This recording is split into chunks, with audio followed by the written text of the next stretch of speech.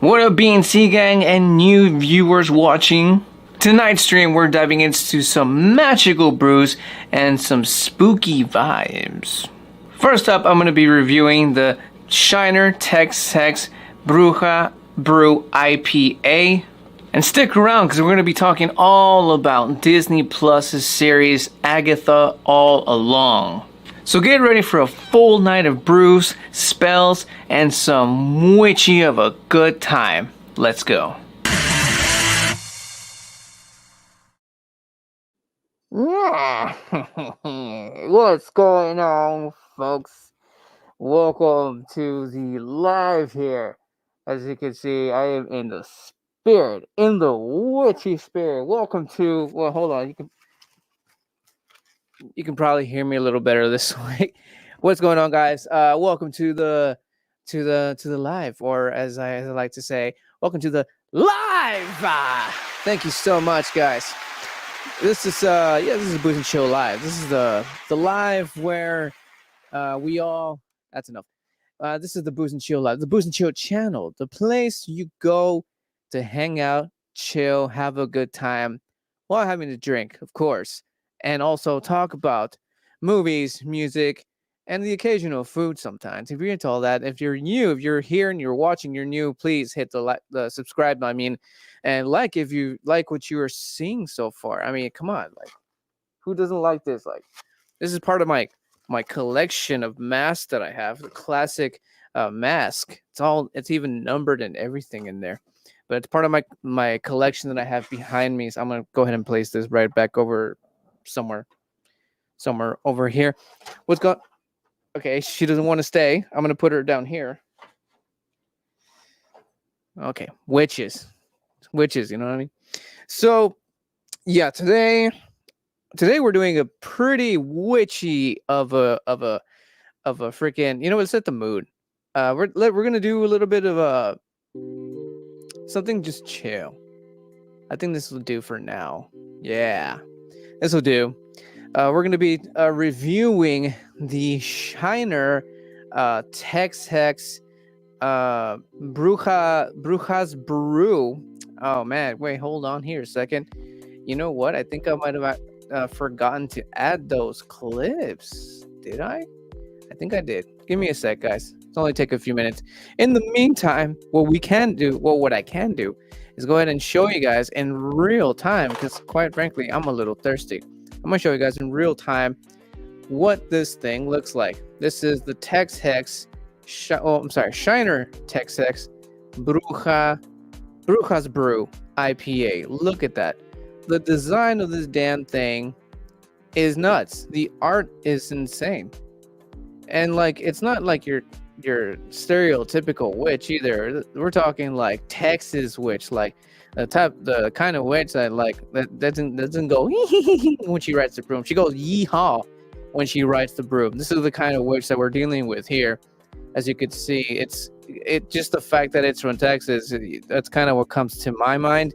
I don't know what you guys get, but that's what I get when I hear a Texas witch. She don't ride brooms, she ride the horses, and if she rides the horses, they're like, I don't know, half cat or something. But anyways, this is what we're working with. This is the Bruja's IPA Shiner TexHex.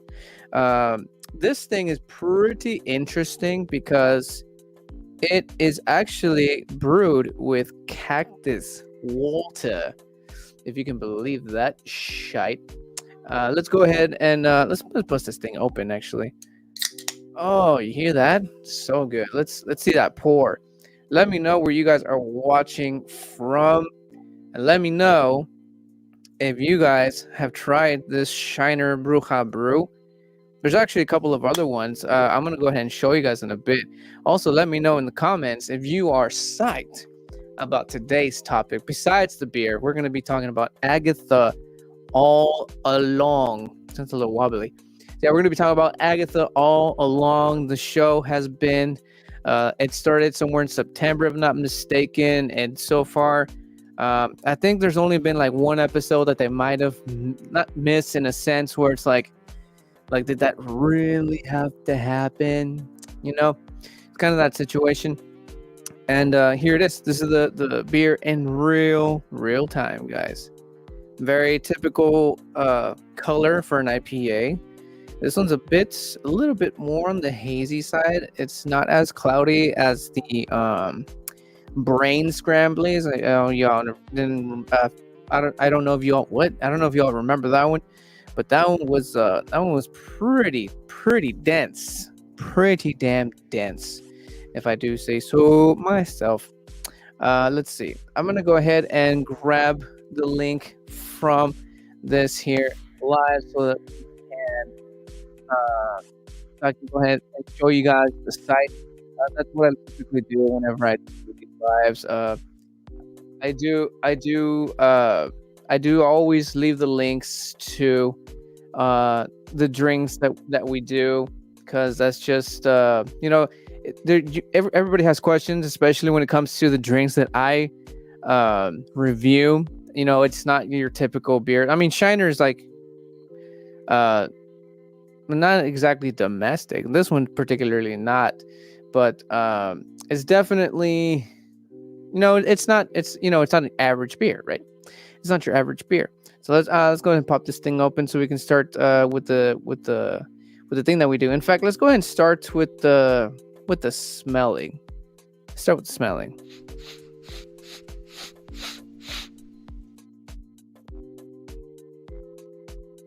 Cheers.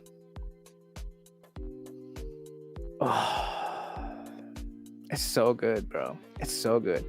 I keep forgetting there's a couple of layouts I gotta get rid of because it's not just me. It's not just me, bro. I think these are the only ones. I think. Let's see. There we go. Yeah, is it this one? Yeah, that's the one. Now this will do. So here we go. This is the Bruja's Brew. Well, more. This is the Shiner. This is the Shiner website. More on the Bruja's Brew IPA. Again, the link is in the description. So let's see. I like the description for this thing. It's a forged with fire, magic, and sin. TexHex Bruja's Brew IPA combines. I feel like it would have hit a lot more if I would have been wearing the mask. Cactus water and rare armadillo hops to deliver a medley of flavors from tangerine and pineapple to citrus and stone fruit. I don't even know what stone fruit is, but that sounds something that should be in the Gargoyles diet. Y'all remember Gargoyles, the animated cartoon? That shit was sick. But here we go. It's a premium 2-row malts, Amarillo hops, West Coast ale. I've mentioned before a few times that I'm not very familiar when it comes to the hops and malts in the East and all the different strains or whatever. I don't even know that's the correct term, but I'm not very knowledged in that, but I can totally tell you what I can pick up.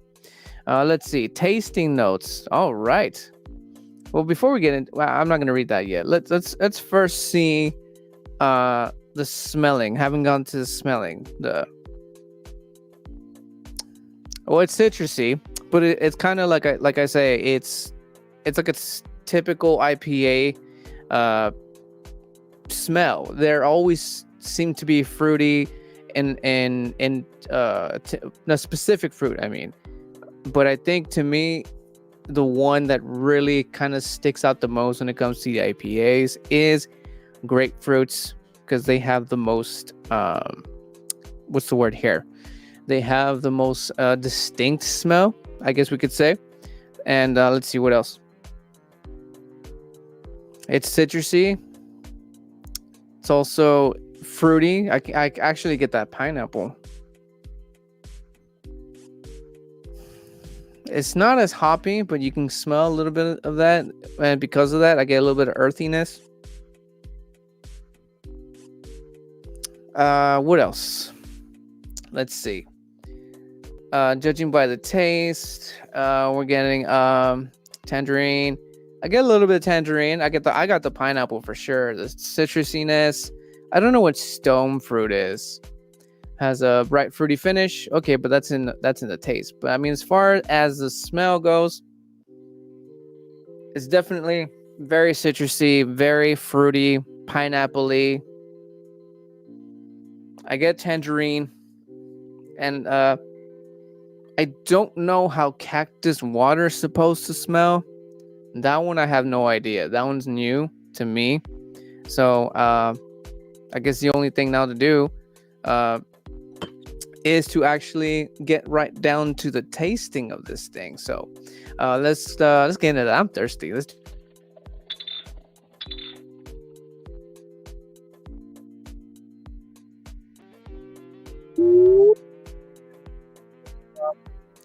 Wrong one. Cheers. And right down here. Cheers. Cheers. Let's go.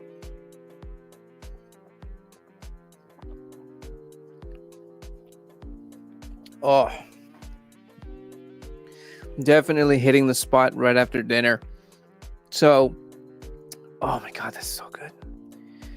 That's kind of what I needed. Let's see. Hoppy, definitely. It's definitely hoppy. I'm gonna go ahead and put the thing right here. I'll even zoom in for you guys so you can see what it is I'm picking up. It packs 7 ABV. Forgot to mention that, as you can see right there. 60 IBUs. Not feeling much of the 60 IBUs. IBUs being the bitterness. What did I do? Did I leave? Did I leave? I think I did. Give me a sec here. Give me a sec. Oh, I think I accidentally took that off. My bad. My bad. Let me go ahead and put that right back up for you guys, so we can get along to doing this. What is going on?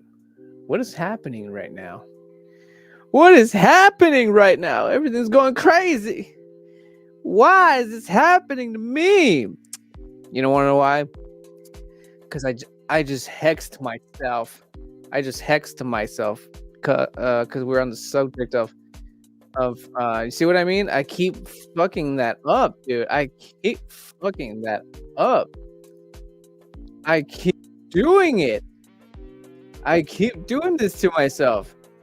The witches don't want me to talk about the witches.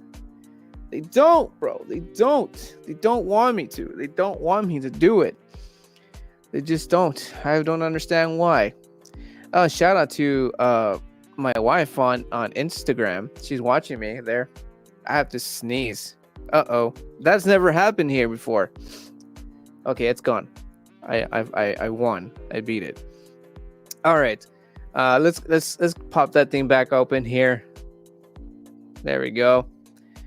And let's share it. Let's share this damn thing. There we go.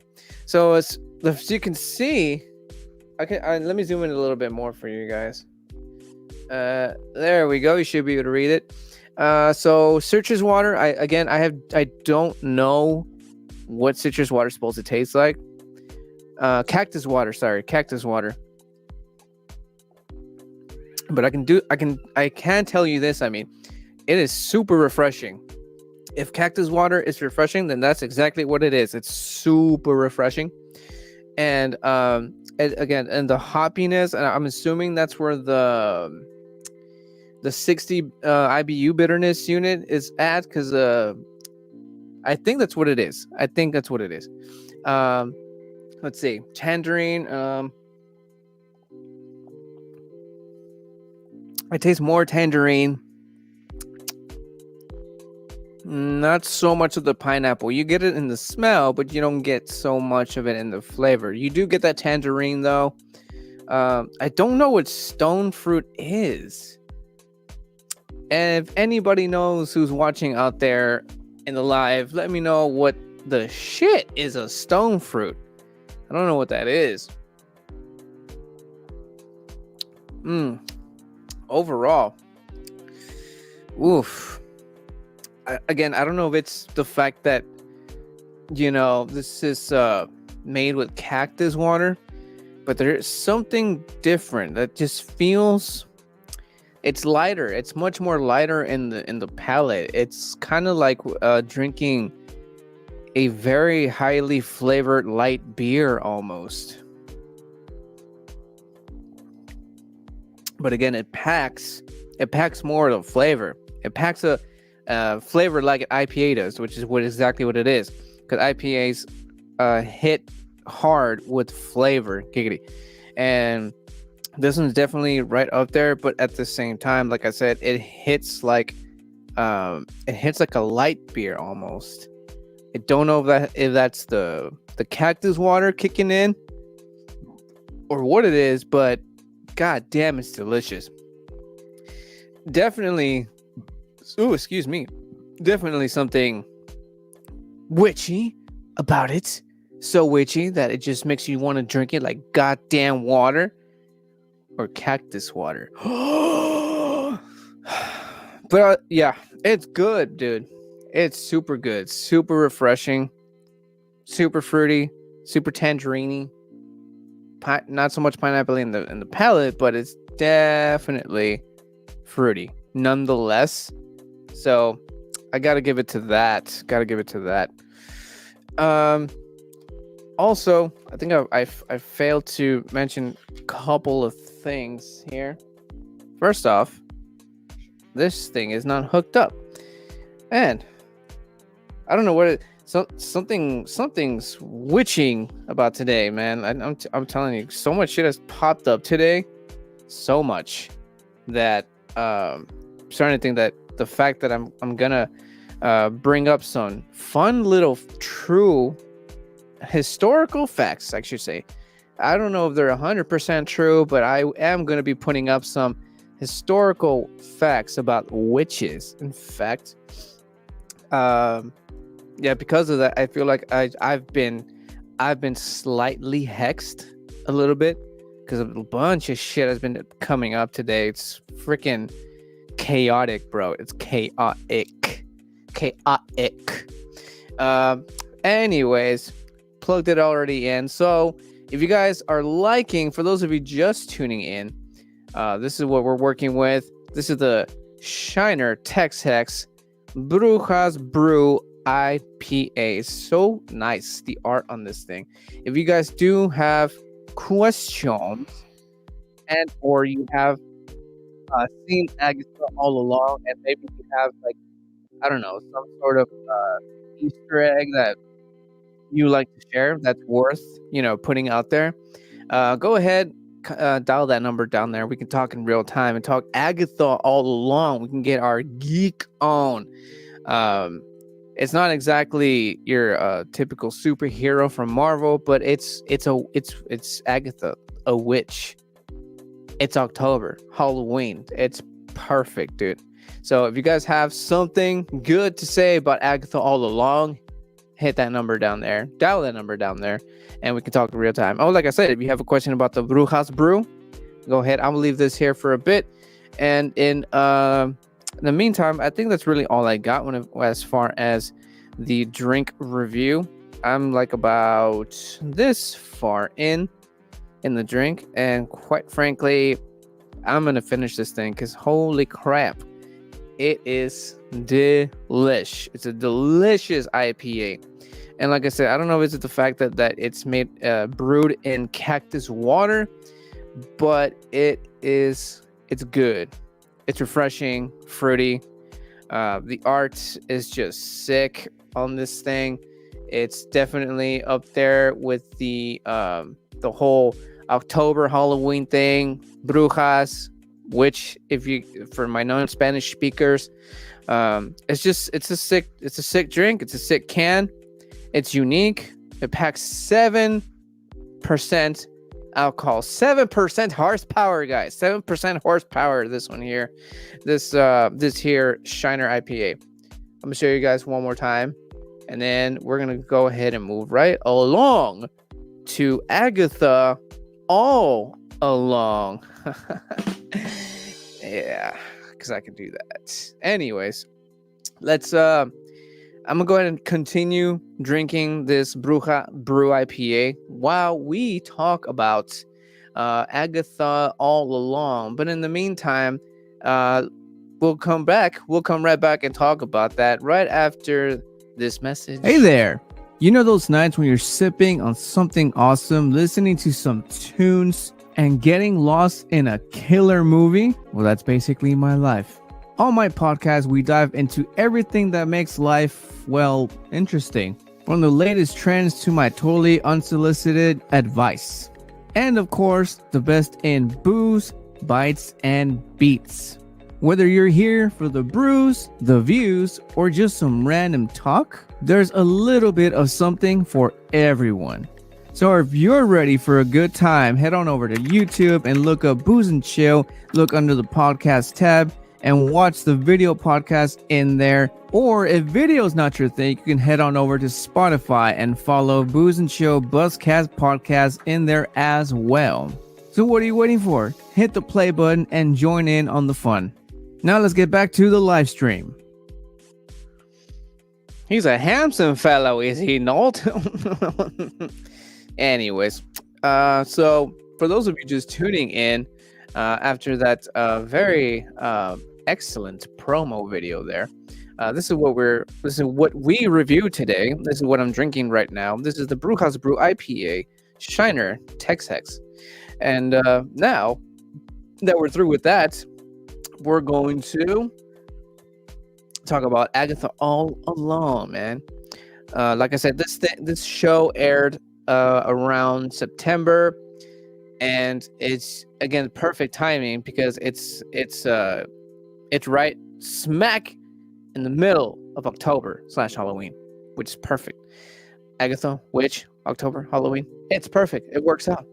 And I'm going to start off by throwing out the first little fun historical witch fact, and you all can just go ahead and read it right down there as we continue on with talking about this here. Oh no. You goofy chug that beer. Cheers. And I'm only going to do this once. Cheers, bro.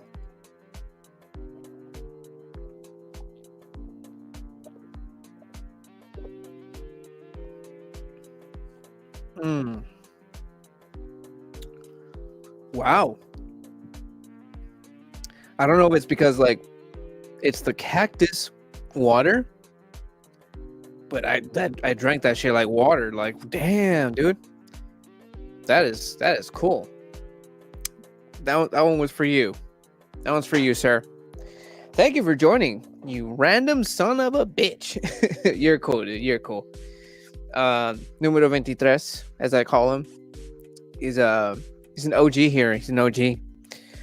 So let's go ahead and start with first off, I should probably show the trailer for anybody here who is watching, who is in the live or watching the replay, who has no idea what I'm talking about. I mean, you saw the thumbnail, you saw the face and stuff, and you probably Googled oh wait, what is he gonna talk about? Oh, what is this? What? Witch? What? Marvel has witches, bro. What is going on? These are crazy times. You're probably doing stuff like that or saying stuff like that. So for those of you who don't know what I'm talking about, I'm gonna go ahead and show a quick trailer of Agatha All Along. I'm just gonna go ahead and this for a little bit. I'll bring it back up and then I'll show you guys some more. And in the meantime, let's bring this bad boy up, shall we? And let's watch Agatha. Agatha Harkness. You've been under the influence of another. The only way to end a curse is to face it. Oh, I didn't get to pause it on a good time there. So basically, in a nutshell, this kind of does connect to if anybody out there is a Marvel fan, a Marvel geek, into the Marvel Cinematic Universe, comic books, well, not necessarily comic books because this is its own thing. So if anybody out there, excuse me, who is a Marvel fan, go ahead, like this live or replay, or leave it in the comment section. You're a Marvel fan. Who's your favorite Marvel character? But in a nutshell, this kind of does, in a way, connect to WandaVision, the show, the first Marvel show that aired on Disney Plus. Scarlet Witch, Wanda Maximoff, you know, that one witch in the Avengers that was everybody's like, what the fuck, who is she, blah blah blah. For the people who don't know, right? She got her own show. She fell in love with Vision, which is a robot. Yes, witch in love with a robot, that's a thing. That's probably something that we're probably going to see in the near future, because, you know, we're getting robots and whatever. This is our future. And so she goes nuts. She herself is very, very powerful in the comics. She just kind of whispers, "No mutants," and she killed every mutant in the world, including the cool ones, Wolverine, whatever.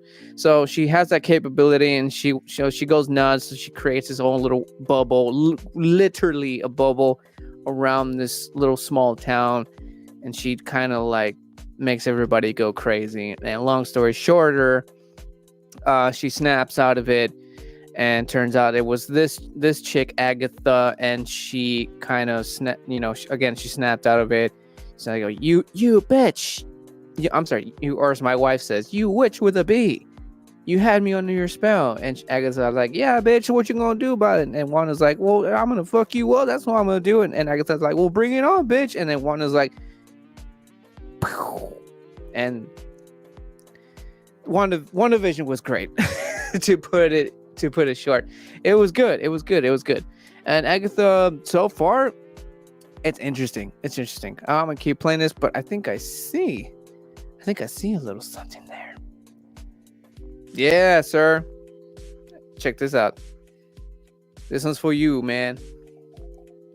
Like I said, I'm not chugging this one, but this pour is for you, homie. Yeah, look at that. Look at that head. Anyways, I'm gonna toss this one out. So yeah, I'm gonna keep playing this thing, and y'all are gonna get schooled on who Agatha is. On September 18th, witching season begins. Oh, I was hoping I would get it there, dude. I was fucking hoping for that.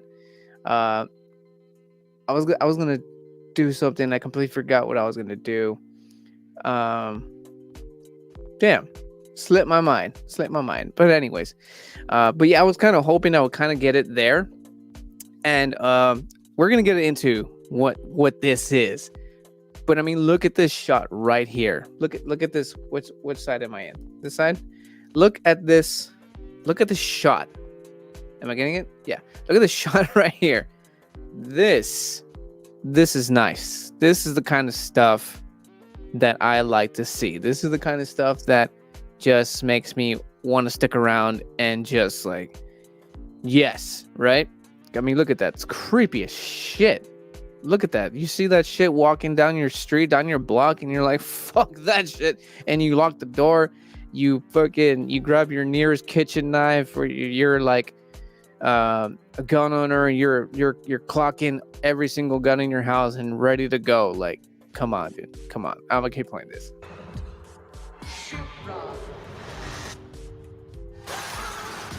I'm assembling a coven to walk the witch's road. We gotta get our powers back. I heard you guys were having a party.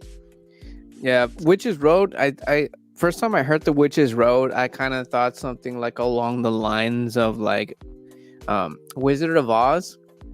Stick around, and there's a little connection to that actually. But yeah, like in the trailer says, like she needs a coven. And for those of you who are not familiar about the coven, in fact, I just remember what I was gonna do. I'm gonna leave the fun little witch fact, the first one, for a little bit longer, and then I'm gonna go ahead and continue on sharing some more. So a coven is basically like a witch gang, basically, and the larger the coven, the more powerful the witch gets, because witches in groups are more powerful than just one, and that's like basic like witch stuff that you get. Like you can learn it off of any witch movie, basically. But for those of you who don't know, let's go ahead and keep playing this. What's up? Hey. Don't miss. We don't even know what we're up against. Our worst nightmare. The 2-episode premiere event You okay?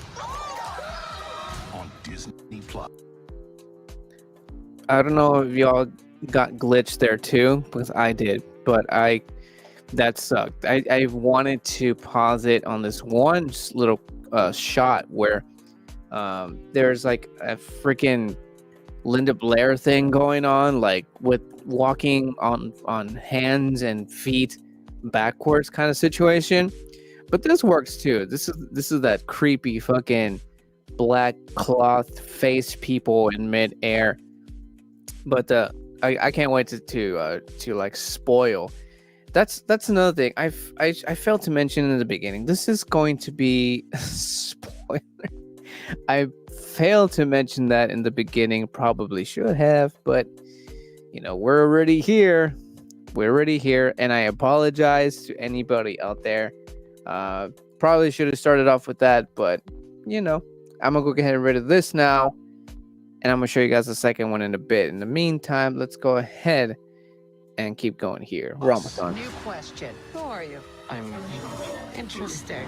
The bodies are really piling up. Two harbingers of doom? Yeah.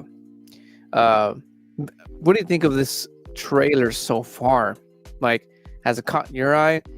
I know it's probably a bit glitchy, probably, but trust me, when we get into the dirty details, you're gonna be like, bro. Agatha All Along, streaming September 18th, only on Disney. September 18th. See, I wasn't completely off. September 18th. That's when it started. Now that we got the trailer out of the way, now that we're all warmed up, now that we're all kind of in the same page, I hope we are. So basically, Agatha is, like I said, she's a witch, thousands of years old. Like a pro witch. She's no rookie. She's been around the block. I don't know where I'm going with this, but she's old witch. She's very, very powerful, very, very evil, naturally evil. Even her own mother tried to kill her, but we're gonna get into that. Excuse me. So let's do this. So how do we start this?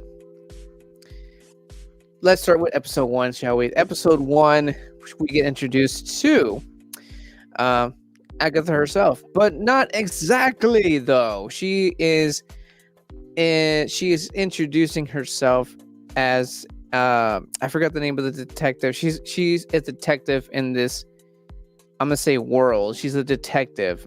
This is Catherine Hahn. The actor is Catherine Hahn.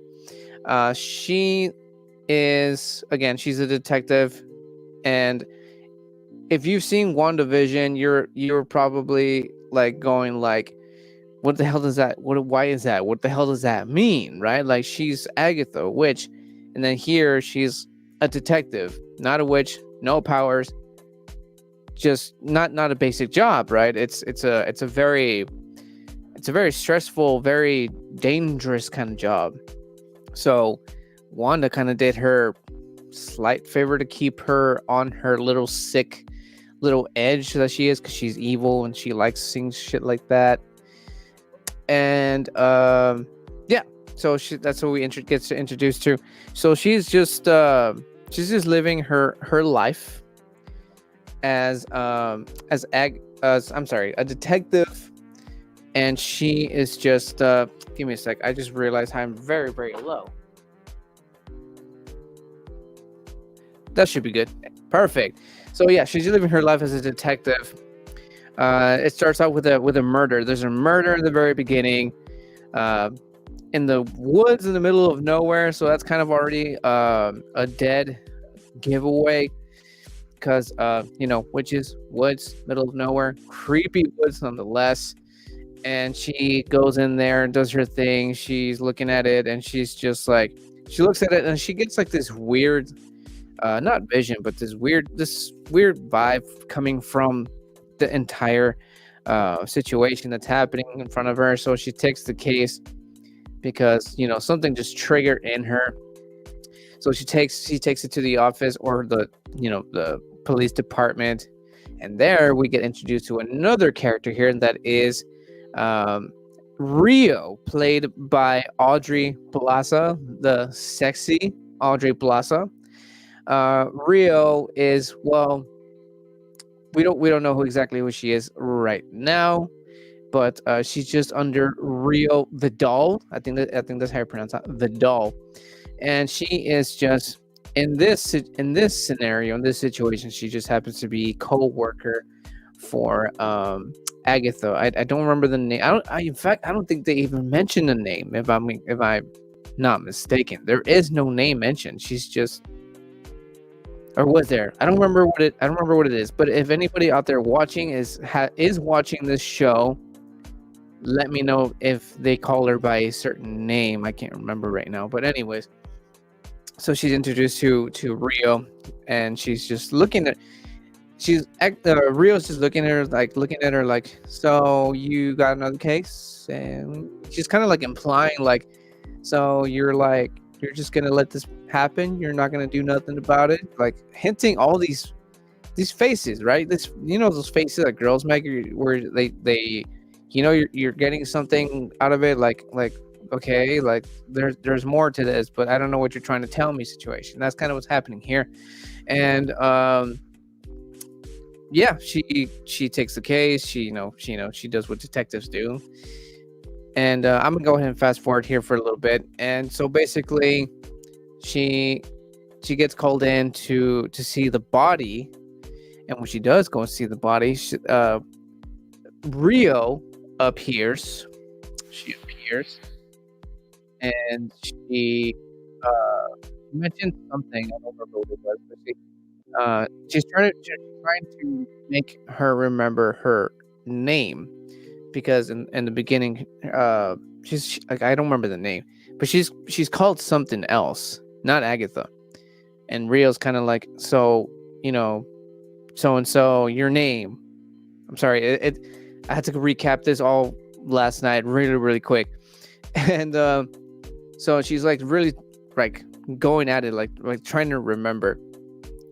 And there a name, when they take the dead bodies and they tag them with this little string with a little thing on it, and they have their information on it, and there's a particular name in there. And then suddenly she just kind of like this wind, almost like that Mexican show with the Virgin Mary, like they have that epiphany, and then the air blows in their face. Everybody at home, I'm not home, but from where I'm from, know exactly what I'm talking about. Something Guadalupe, I can't remember, but anyways, so something like that happens, and she starts like getting like, oh my god, it's so hot in here, it's so hot. She starts removing clothes, not like that, but she starts removing clothes. And when I mentioned in the beginning that this ties back to, in fact, what am I doing with this music? I need to really set the mood, guys. This isn't witch music. This is witch music. Witch music. That's much better. So as I was saying, she starts removing layers of clothes, and she every single piece of clothing that she removes, she again, this kind of goes back to WandaVision. In WandaVision, she was playing certain characters. She was playing it herself, but playing in certain characters. And one of them. That's one of them. And I think this is still on the first episode, if I'm not mistaken. Actually, no, yeah, this is still in the first episode. So this is what she ends up looking like. Like the first layer of clothes that she removed, she, again, in WandaVision, she played several characters. This one was one of the first ones, and this one kind of in this situation it's going to reverse. So first one, she had like this particular look. This one look in particular, she's wearing like that all black sweat pants looking outfit. I don't know what it is, with the word juicy on her ass. That one's my favorite. It's hilarious. So she keeps removing her clothes, and when she gets to the last one, she ends up looking like what I just showed you guys right now.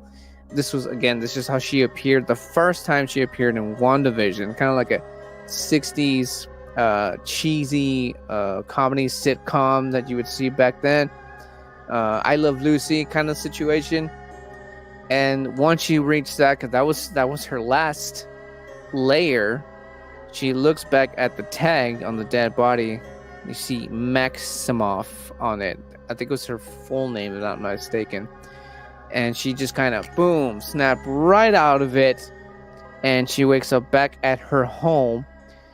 And for some reason, how I mentioned she was undressing, she woke up completely nude. She woke up nude, goes outside and talking to her neighbors, asking them questions like, how long have I been here? And this and this and this and that. She doesn't talk like that, but that's my impression of a witch. So yeah, her neighbor's like, whoa, dude, like yeah, whatever. and he's like, well, you really don't remember? He's like, no. And then long story short, the neighbor tells her that she's been not herself lately, and he also mentions that she has been her neighbor for like, I think he said 3 years or something like that, if I'm not mistaken. So she's kind of like pissed about that. She remembers Wanda. She mentions Wanda, and the guy's like, yeah, we don't mention that name here. She's like, because you're cowards, you're sheep. And I don't know what she says. And then she goes inside. She gets all her witchy stuff. She pets her little pet bunny, and she hears this weird knocking on her door, and that's where we get introduced to the final one. You know what? I think I might have missed something. There was forwarding back a little bit. This is the same episode where she chases down somebody, and that somebody was this here child. This kid is only in the beginning known as Teen because that's what Agatha calls him by. So this is a very important character that we get introduced. So there's a chase scene. She catches him. She ties him to a chair. Takes him to. She pretty much interrogates the kid, right? And he says this spell. She's like, "What are you doing? Stop saying that." And that's kind of where we're at right now. She kind of snapped out of it.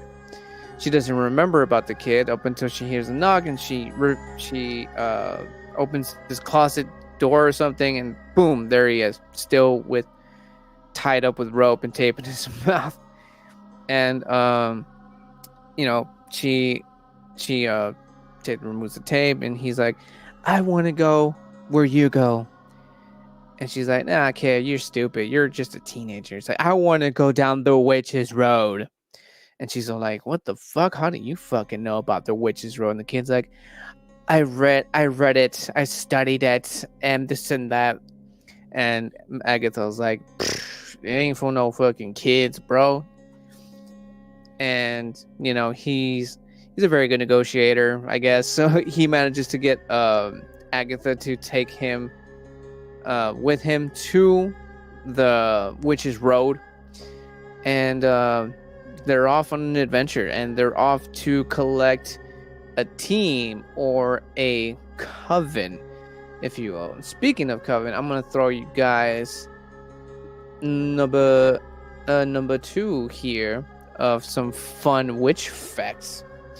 So I'm gonna have a sip of this. Cheers to everybody. Cheers to you, and cheers to you. I have to be careful with cables here. Cheers to everybody. Cheers. For those of you who are just tuning in, this is what I'm drinking. The Bruja's Brew IPA. Very delicious, very good, tasty, citrusy, bit pineapple-y. tangerine, very good stuff. Anyways, so yeah, they're off to find a coven, and so that's what they do. And they find the coven, and they go into this house, and I'm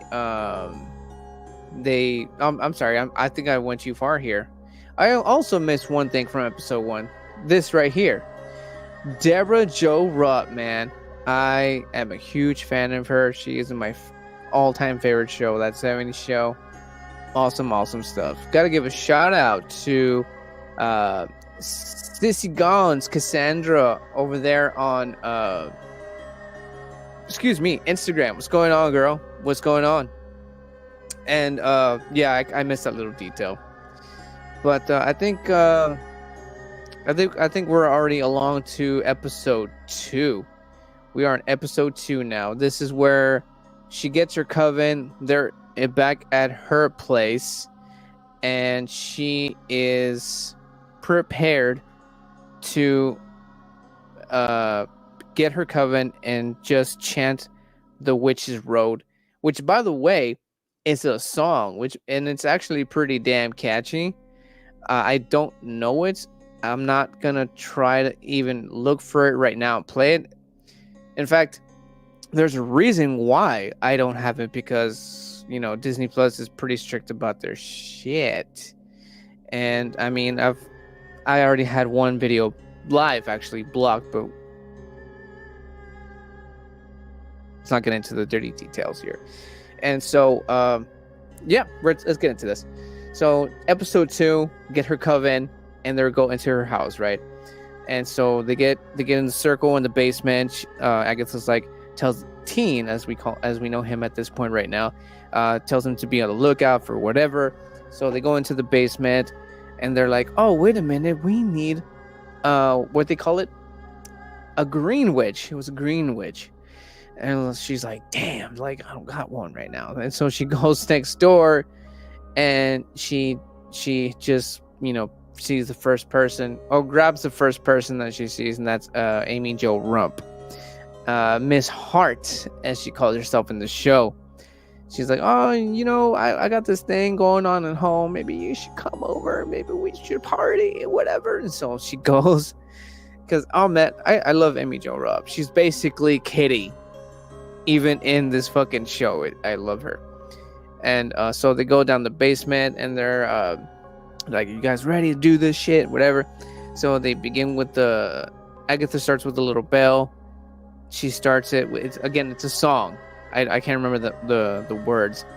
So they start chanting the words, and Amy Jo Rump's character is just like, am I supposed to know this song? So funny.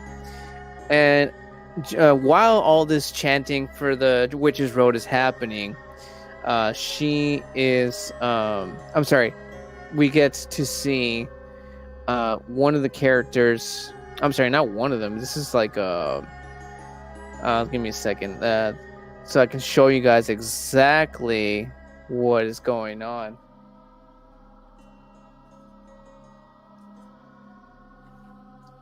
Here we go. God damn. My cameras are just totally in the way of everything, man. Give me a second. God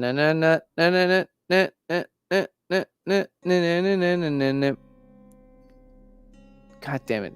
Give me a second. I swear I had all this ready. And then stuff. I'm telling you, man, all day today. There we go. Here we go. So anyways, while the chanting's happening, the teen looking out, just being, a teen, he peeks out a window, and he happens to see that trailer I played for you guys earlier. This is what he sees. This right here. This is great. This is creepy. It's freaky. I love it. So he peeks out the window. He sees this shit. And he's like, oh, fuck that shit. So he starts like closing windows and whatever. Very not in a, that way. he's very bad at it.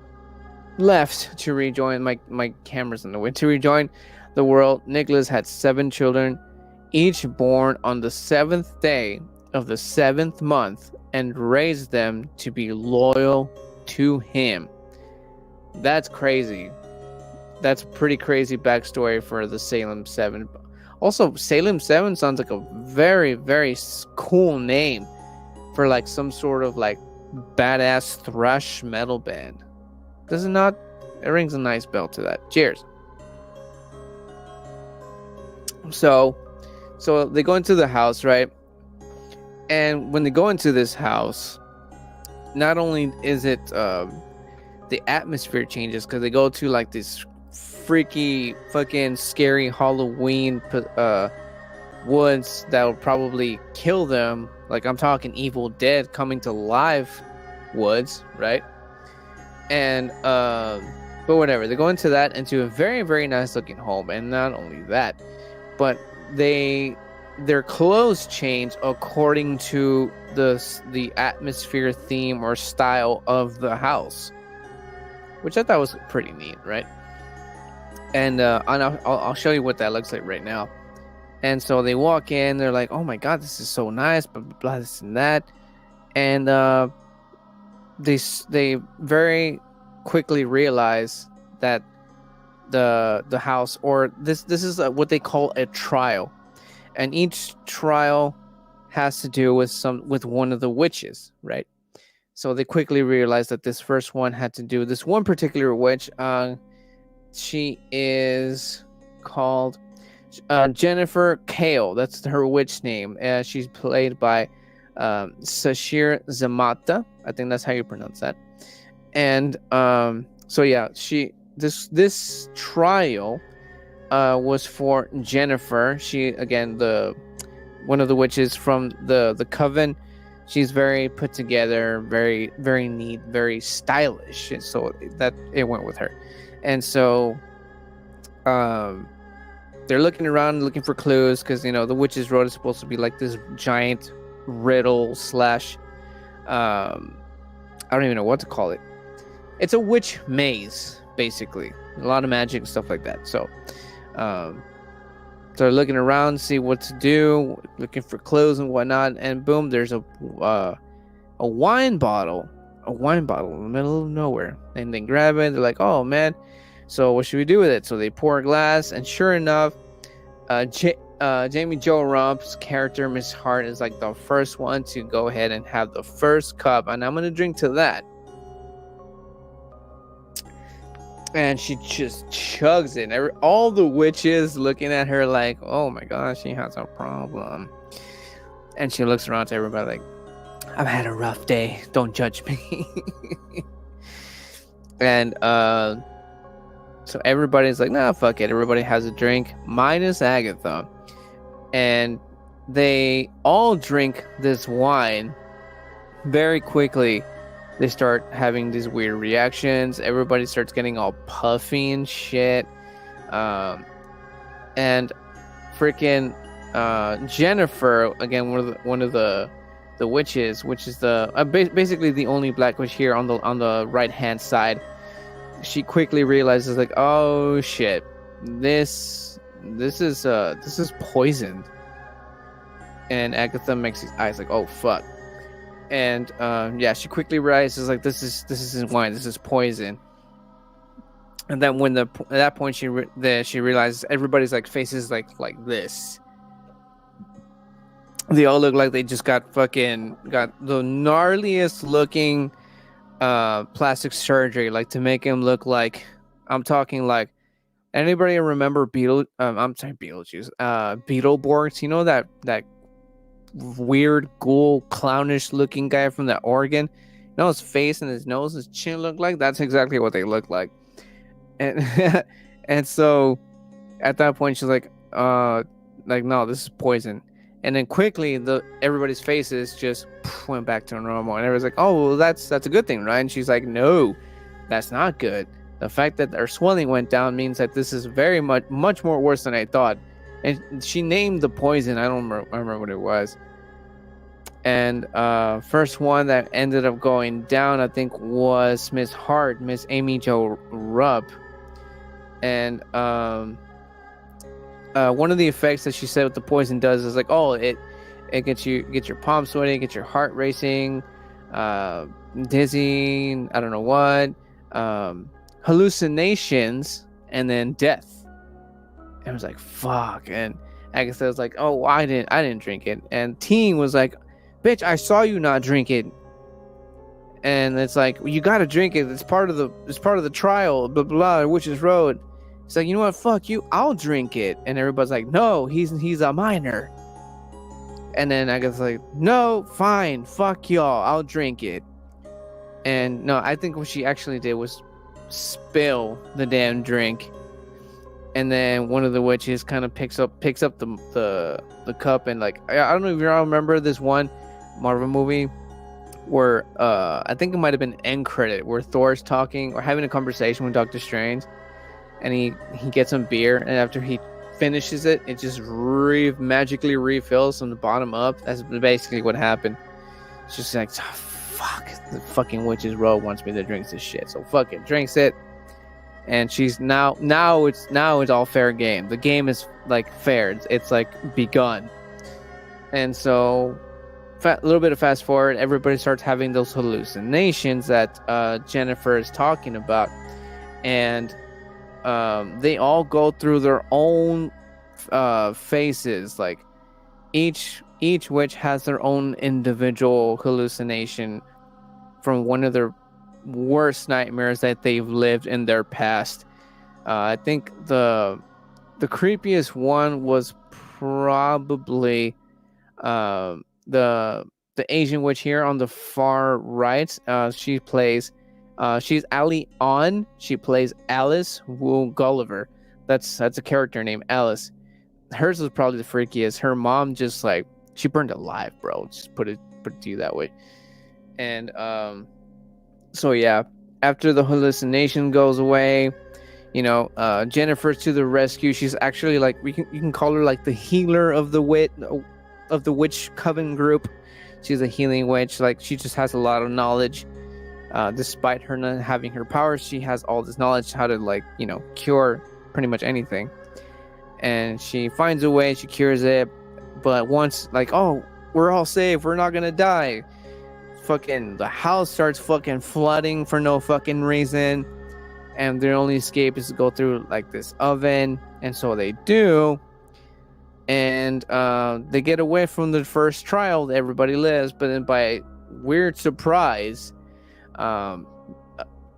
Miss Amy Jo Rupp is dead. Probably because she isn't a witch. She was the only human, I guess. She couldn't handle the witch poison, I guess. And she just didn't make it. She didn't make it. And that's how episode 3 ends. We R.I.P. man, to Amy Jo Rupp, or Miss Hart. And it's funny because all the other witches are all surrounding her, like, my God, she's dead. Miss Hart is, or I'm sorry, because she also went by Sharon, not just Miss Hart. Like, Sharon's dead. And Agatha turns around and was like, who's Sharon? And cuts to end credits. I thought that was a funny way to end that. So that is episode 3. And this was, I don't remember this was 2 or 3, but I'm going to go ahead and get rid of that. And I'm going to go ahead and have another sip here. Cheers, y'all out there. Cheers. So for anybody out there just tuning in, I don't even know. Let's see. I can't see on this side. I'm going to leave it over here. I can't see it. For anybody just tuning in, this is what we have been working on. This is the Shiner TexHex Bruja's Brew IPA, made with real cactus water, very fruity, very tangerine, slightly pineapple-y, earthy, hoppy. but mostly fruity and citrusy. Very delicious stuff. Cheers. Also, let me know how's this music working for you? Kind of setting that witchy mood, don't you think? Don't you know? Episode 3, it actually starts off exactly where episode 2 left off, the death of Miss Hart. So they do this little nice, respectful little burial in the Witch's Road. That brought up some questions, like what happens when you bury a dead person in a very unholy place? It brings some questions to mind, but it's a witch show or whatever. So yeah, it starts off there with Miss Hart dead, and so Agatha and her coven are stuck in a bit of a pickle because they need a complete coven to continue the Witch's Road. And I can't remember who it was, but somebody got the idea of like, why don't we just summon a new witch, a new green witch? And so what they did this little ritual of theirs, and it seemed to work, because the person that came out of this ritual was I think I have a picture here, was boom, Rio. I think I might have failed to mention it. She actually was already revealed as a witch when Agatha snapped out of her spell thanks to the teen. She tried, they tried to kill her. They talked, and they're friends again. And so Rio went her own way. Agatha went to, to make her coven, to go into the Witch's Road, stuff like that. I missed a little detail like that, but I recapped all this shit just last night, but whatever. And so yeah, up comes out Rio from the depths of the Witch's Road, man. So she comes out and she's all like, I heard y'all were having a party. That's actually what she said. And yeah, so they carry on their trial, and there's a little bit of a tension between Agatha and Rio, and you're just like, what is going on here? But if you have been watching any Disney anything lately, it's all really just, I'm just gonna get into that once we get into that. So let's keep going. And so they keep walking down. They walk down the road. That's actually that's how it goes, the song. And so they're walking down the road, and they reach this other location, their next trial. And so I apologize for the screaming, my kids, man. And so they go into the next house, and this one's actually very groovy, quite literally. How I mentioned that at each trial that they go to, this house, location, or whatever, they go into it, and their clothes change according to the trial. This one was kind of like pretty cool. This is how it ended up looking like. And I believe the teen even said, like, we're album cover waiting to happen. And you can see that. I mean, look at that. This is straight out of the 60s, 70s, which is like, I love that shit. And so they're in there, and the first thing, I think, I believe Alice being the Asian witch in the coven, she's like, do not drink, do not eat, do not touch anything. And they're walking around, seeing what their surroundings are. And that tension I mentioned with Agatha and Rio, I mean, really showed, especially because Agatha's outfit was pretty, like, you know what I mean, very nicely revealing. And she goes up to Agatha and it's like, boo. I don't know, that's code for something. I don't know what the fuck. And Agatha's like, turns around, it's like, no. And so everybody's walking around, I guess, looking for clues, and at the same time not trying to fuck shit up and not get killed. And Agatha Rio end up in this sound booth, what I think was fucking badass. This house has its own sound booth. Like this place is like, this was like, if Jimi Hendrix was still around, this would have been his fucking house, probably. And they're in this booth, and I was looking at the wrong camera. I apologize for that. So I end up in this booth, and they're having this conversation, like, and Rio's like, "Bitch, what are you doing? Like, this isn't you." And I don't know what the fuck.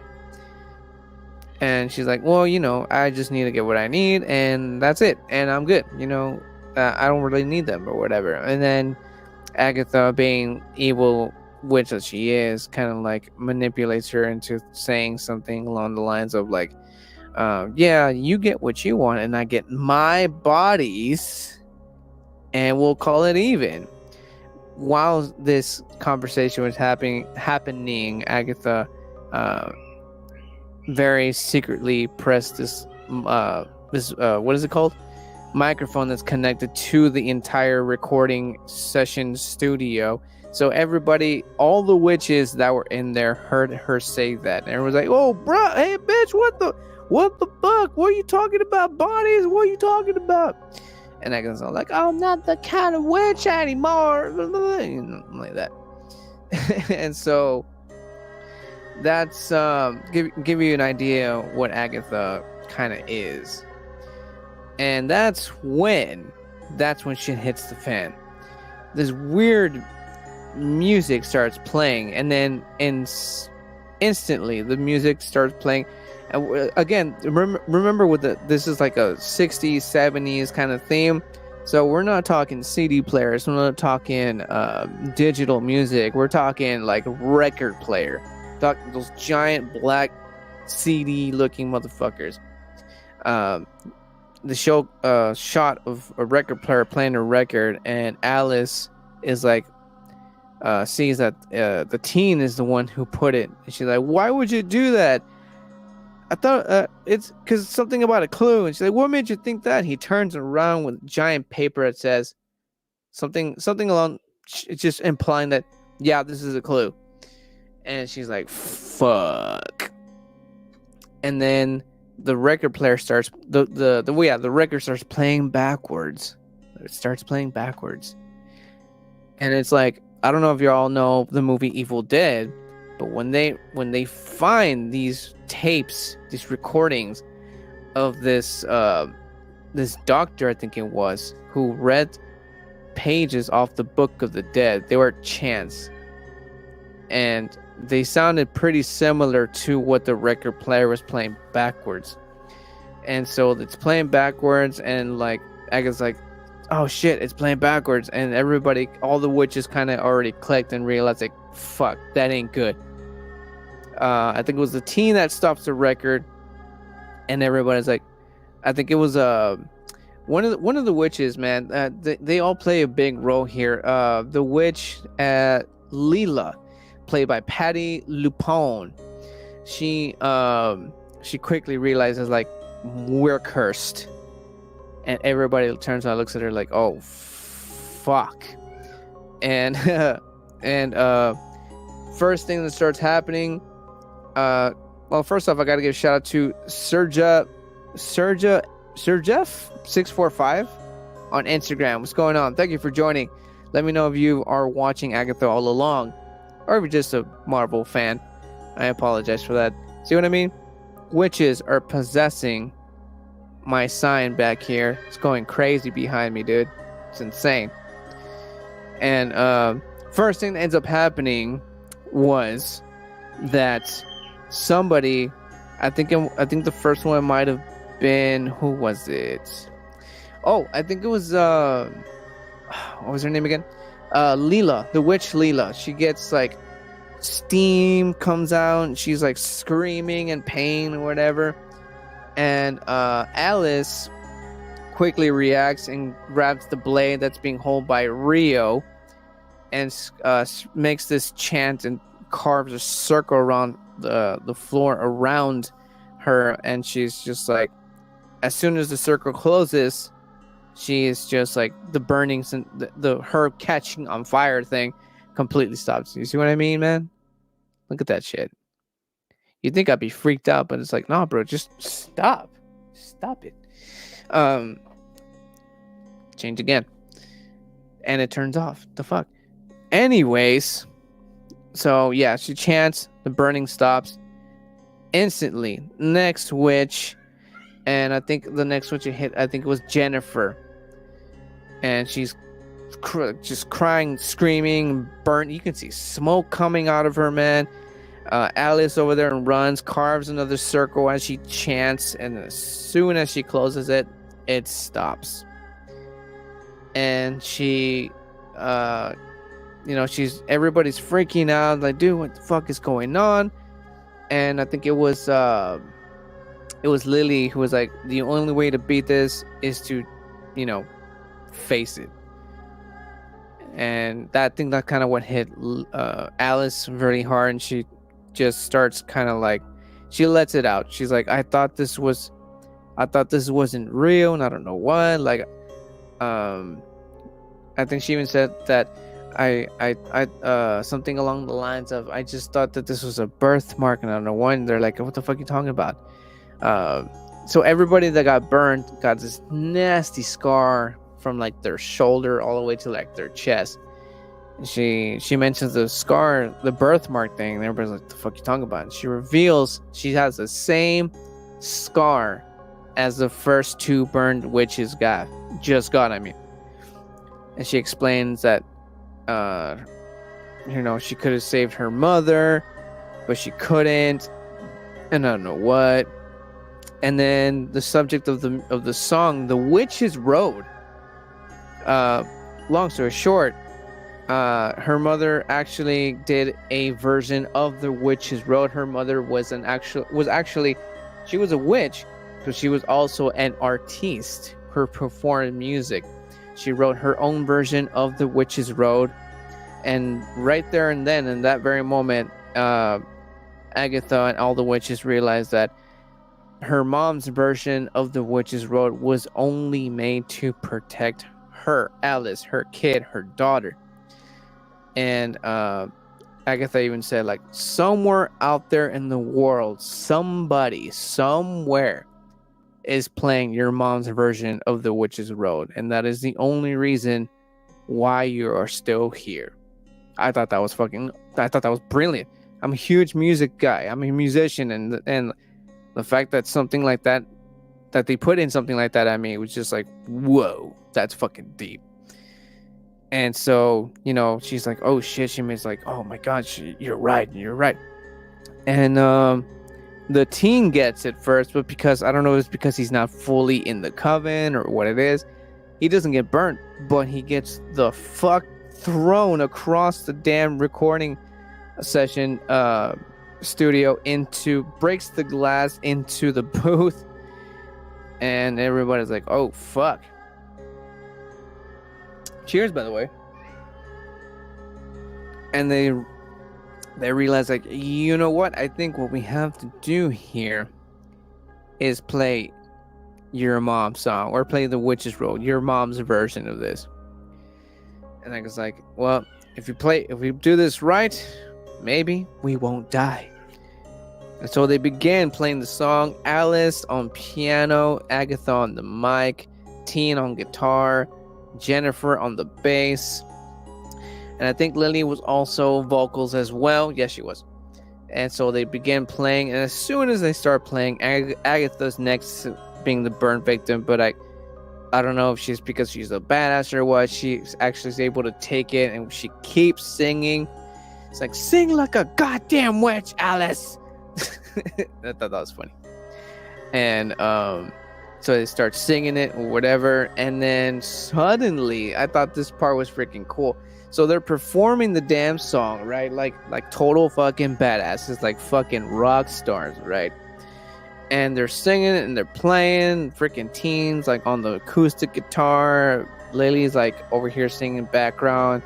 Alice on the big white piano. And then we get a very sick.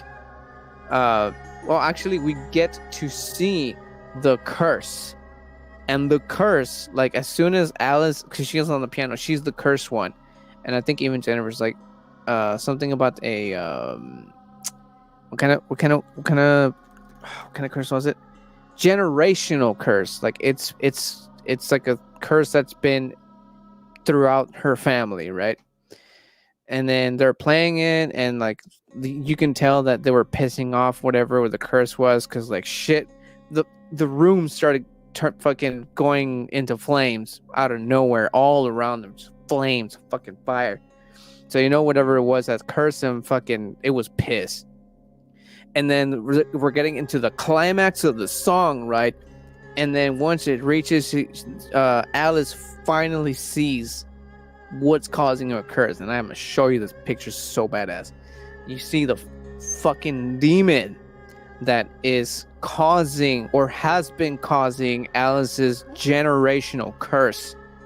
And I mean, look at this fucking thing. Like, I think the movie Insidious, you know, that black and white demon, you know, the one where that like peeks behind that dad's face, like it smiles and shit. That's what it reminded me of, and I thought it was fucking badass. Not only that, but this fucking thing had wings, bro.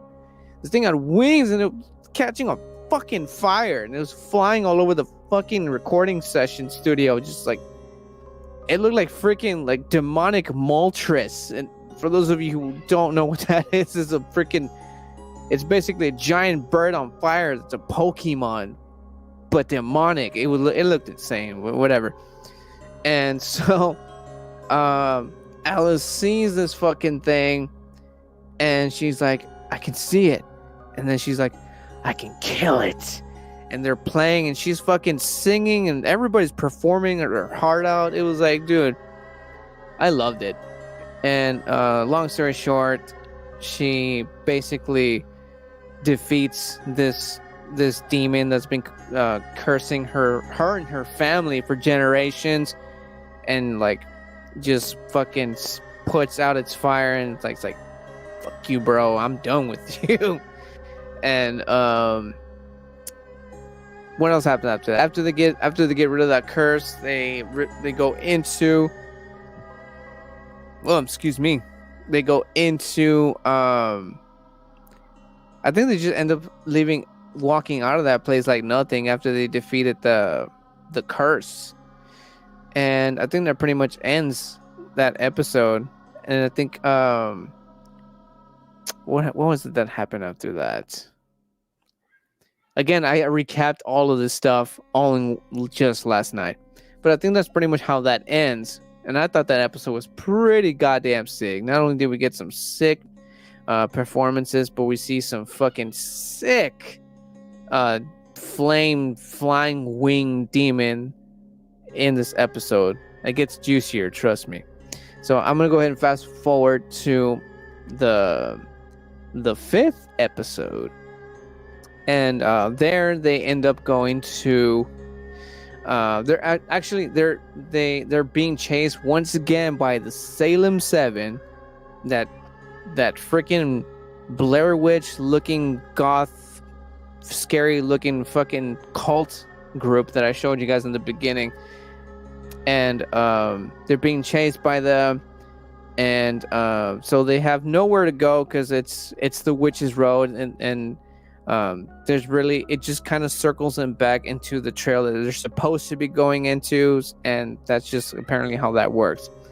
And they're trying to run away from the Salem 7, and the teen is like, well, what if we, you know, I don't know what the phrase was, but basically he was saying, why don't you witches fly on brooms? And as soon as he mentions that, all the coven, I mean, is like, oh dude, oh come on, man, like, be real, like, come on. And teen's like, oh, I'm sorry, like, you know, y'all are too cool to fucking, you know, find a basic means of escape, and you know, whatever, they'll fucking die, who cares, right? I mean, just an fucking idea.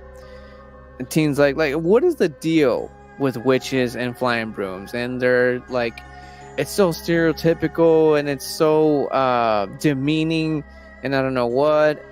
Lily's saying this, and Jennifer, the other witch, is like, and it's also basic. And I'm just like, well, all right.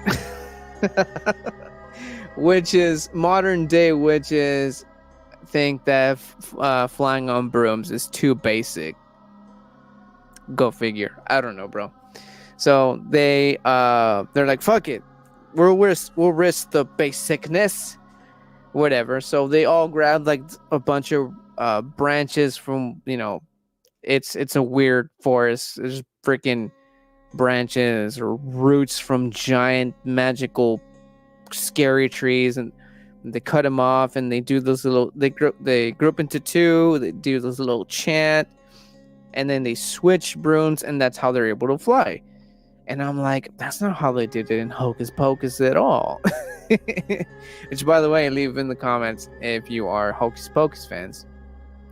But yeah, so that's how these modern day witches, that's how they fly on brooms. They pick partners, they grab a broom or whatever, they touch tips, giggity, they say a little chant, and then they switch brooms, and that's how they're able to fly. At least that's what they do in Agatha. And speaking of, I'm gonna go ahead and show you guys another fun little witch fact right down here. Go ahead and read along as I keep going on this thing. And they escape. They managed to escape barely by the Salem 7. And they're flying, and they're like, oh man, it's been so long since we've done this and that. And they're having a good old time, flying. They even do that one shot, like that ET shot, ET flying through, like past by the moon. They do that with the witches. Classic Halloween shit. And so the Witch's Road, I don't know if it feels or it sees. I don't know how the Witch's Road, they don't go into specifics, but all they say is like, oh yeah, the witch road just knows, right? So they're flying, and suddenly the entire world is flipped the fuck upside down, and so they're going right the fuck back down. And I think somebody yells like, it's the Witch's Road, it doesn't want us to be flying, blah, blah, blah, blah, whatever. So they're flying the fuck down, and they land right back on the fucking floor. And then they land onto the next place, the next trial. And this one's more like I think this is also somewhere like about like 70s and 80s type of theme. They're all nicely dressed. Think of Stranger Things. You know how those kids are dressed? Basically it. And so they're in there. They're looking around. They are already familiar with the trials. They're like they're just freaked out to do absolutely anything, because anything could be a trap or a test, if you will. And so the teen just seems to be finding everything. He's a little smart ass in the group. And which, by the way, I failed to mention the very, very, very beginning, when the teen was actually introduced, and Agatha asked him what his name was. We couldn't hear him say his name. In fact, when he would say his name, like this weird little what do they call him? Hex symbol appeared around his mouth. It would appear and then it would appear and then disappear from left to right. And I think that's probably the only reason why Agatha allowed him to tag along to the Witch's Road, because she figured that this kid, was something to something.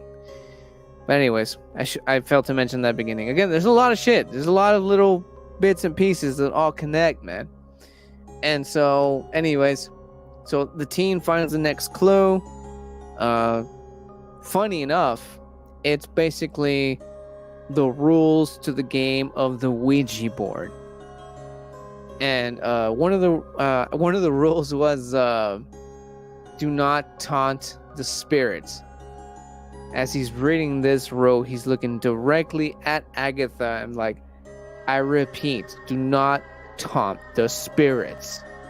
Everybody knew that Agatha was capable of doing that, so hence why he repeated himself, staring directly at her. the other witch, Leela, is like, oh, there's something else set in the back. What does it say? And the teen's like, oh, for ages 3 and up. And I'm like, holy shit.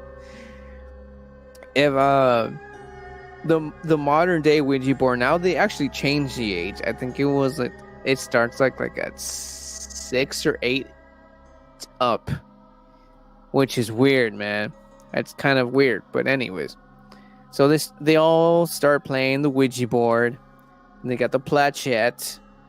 They asked, what was the first question? I think it was, who is speaking to us? Who's here? Stuff like that. Agatha being the one who starts it, and of course the planchette, like any Ouija board game, right? Whatever. It starts moving, whatever, and it spells. What was the first thing that it spells? Oh, Heart, Miss Heart, which is Jimmy Joe Rubb's character that passed away in the second episode. And funny enough, Agatha gets possessed by Heart, and she starts very, very strangely very good acting like her. It's like, yes, I can't do. I'm just gonna call her Kitty. I can't do a Kitty. She manages to actually pull it off just right. See what I mean? Like, bro, stop. So she pulls it off pretty nicely.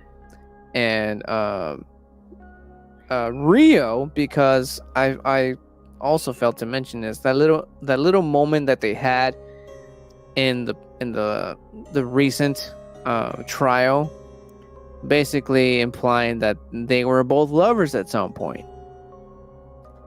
Kind of typical Disney Plus stuff now, right? But whatever. And because Rio knows her very, very well, she goes, oh, she's just scared. Agatha stops the act, and she's like, fine, whatever. So they continue the game, right? And that's where it starts getting freaky. Like, who is here with us? And it spells out death. What do you want? And it says punish. And then they ask, punish who? And it spells Agatha over and over and over again. Agatha loses her shit. The planchette moves a little too fast for Lily. Lily lets go. One of the rules of the game was do not let go of the planchette as it's in the middle of the game. Lily accidentally let go, and that's where it gets black. Lights go off. Shit starts moving. They lose Agatha, and then they turn the fuck around. They're like, oh, here she is. And they quickly realize that, oh, okay, something's not right. And this is what Agatha ends up looking like. And it is pretty cool. There we go. This is what Agatha ends up looking like. You cannot tell me this is not cool. For all you Exorcist fans out there, you can see a little bit of Linda Blair on the Agatha character here, or should I say Catherine Hahn.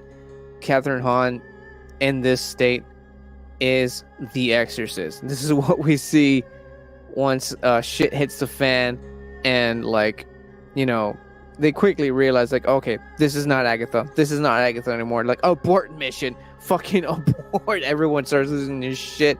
And possessed Agatha grabs a hold of Jennifer by the neck, picks her the fuck up, starts trying to kill her. And Lily gets this idea to just turn the lights back on, right? Which she does. She manages somehow that releases Agatha's grip on Jennifer's neck, and she kind of sort of goes back to normal. And then this ghost appears out of nowhere on the staircase, and she presents herself as I forget Agatha's last name. Let me see. Agatha Harkness. This ghost presents herself as Harkness, and I think one of the witches quickly catches it and says, "Oh, it's your mom." And then out of nowhere, Agatha pops out. It's like, "Oh, Nice to have you in my body for a while there. And then the ghost of Agatha's mom's like starts telling the coven that y'all are fucking stupid for even coming in here with her. She's pure fucking evil. She was born evil and whatever. And Agatha's like, Mom, stop embarrassing in front of my friends. You know, the typical teenager thing. And Lily, being, I guess, the most close, the most, she just so happens to be very good at, you know, with talking with the dead and stuff like that. She's like, oh, I know what she wants. She wants Agatha. She wants to punish her. And Agatha's mother is like, I need you guys to finish the road without her. And Rio, being like they have this weird little relationship in their past, didn't want that. So they kind of like just kind of jet out of there. I don't remember what happens after that. I think it's probably like the worst thing that happened there. And I think somebody. Oh, okay. I remember now. Agatha's ghost of a mother tries to take her with her, and Alice tries to save Agatha.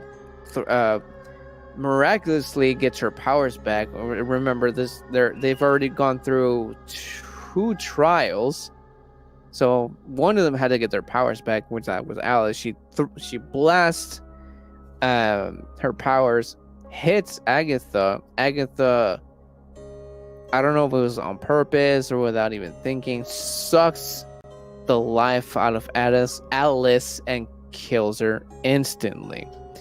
The teen goes up to the corpse of Alice and just like, what the fuck, bro? Like, the fuck did you do that for? And a little bit fast forward, they end up back on the witch's road after that, and the teen just kind of is grown sick of Agatha and her bullshit. So he loses it, and then somehow he gains these powers, which I've also failed to mention in the beginning. He already had these capabilities of being able to read minds, and he just wanted to know exactly what that was. But mostly he wanted to get on this witch's road to get his brother back, because I also failed to mention, again, this all connects to WandaVision. WandaVision basically made up children for her. She grew so close to these made up children that she made up with her powers, that when it came to having to let them go, I guess she didn't fully let them go, because in the beginning of I'm sorry, no, I think this is along the line of like 2 or 3 or 4, something like that. We see the teen die in a car accident, come back to life, not as the same person, but as, I will fill in the blank right now. So yeah, the teen loses his shit, sick of Agatha's bullshit, and just like, boom, these powers just appear. He takes Agatha down. Jennifer and Lily are trying to stop him, at the same time shocked at the fact that it's fucking light. The fact that he even has these powers. He fucking sinks him down this quicksandy thing deep into that, and Agatha as well. And then we get this version of the what's it called, the teen. And there was also a point where Agatha even kept mentioning to him that he was exactly like his mother. So that was already a clue within itself. And then we get this version of the teen, and that's kind of how this episode ends of episode 6 of Agatha All Along. And that's basically how that ends. Like, I didn't quite get it at first. I didn't quite get it. And it's kind of like stupid of me for not getting it. But the long story short, and this is all over social media after the freaking show was ended. So if you haven't caught on yet, once again, spoilers who haven't seen it, or if you've gotten this far, spoilers. This kid is actually Billy, or the one that came back from the dead. This is him now. This is Billy. This is Billy Maximoff, who was one of the children that Wanda made up herself. Now they're all caught up. Don't want to really talk about episode 6, because it's not really my favorite. It's basically just recapping what happened in the first episode. We basically find out that his last name is Maximoff, which I just told you guys. And we find out that he had a mother. He also had a brother, which again connects to Wanda Maximoff's in WandaVision, the 2 kids that she made up on her head magically too. That's pretty much it. But I do want to point out one thing. We do get this one character in that episode, and that is Quicksilver. And Quicksilver is a bit of a psycho because he's been through shit, bro. He sees some stuff, man. And he basically is like the inside guy with all the information, what happened in the dome, as they call it, where Wanda put the small town through. And he says he had it worse because he was just like, how do you say? It was like seeing your life through in a TV show through your mind, but not knowing you're in a TV show, or some shit like that. And I think that was probably the coolest thing that happened in episode 6. Just we get to see Quicksilver again, not as Quicksilver, but the guy who plays Quicksilver. Let me know in the comments if you guys are fans of the Quicksilver, if you liked him in what was it? The Avengers movie. That Avengers movie. I can't remember the name for some reason right now. Or from WandaVision. But you get a taste of him in the Avengers movie. It's not played by the same guy, but it's the same character. And but yeah, that's basically 6. Like, it's just recapping everything what happened in episode 6, and just in the point of view of the teen, or Billy Maximoff as we now know him now. And now we are on episode 7. This fucking thing aired just yesterday. I caught it last night, super late, but I caught it. And this one, just like, it made up for episode 6, let me tell you. Like, it was great. It was just entertaining. The story was just like, oh, I loved this episode. And so I mentioned a couple times earlier that I referenced The Wizard of Oz, the Yellow Brick Road, where we're at that point now. We're at that point. So they start their trial, but basically it starts off with Agatha. She manages to get out of this like quicksand looking shit, and she walks up to Billy, as we now know, telling her like, "Oh, I knew it. I knew since I first knew," implying that she knew that he was a kid of Wanda. And the Billy is just like asking questions to Agatha, like if he knew her, blah blah blah, this and that, or whatever. And so they're walking as they discuss all this, and then they spot I guess we can call it, the last trial. It was the last trial of this, the Witch's Road. This castle that pretty much resembles the Wicked Witch of the West's place that you pretty much see in the movie of The Wizard of Oz. Very nice, very awesome, very cool stuff. I'm gonna have a sip of this. I'm thirsty. Cheers. For those of you just tuning in, we're about close to finishing Agatha All Along, and this is what I have been drinking here. The Bruja's Brew from Shiner, the TexHex, made with real cactus water, which I think is the reason why it's so goddamn refreshing. Cheers.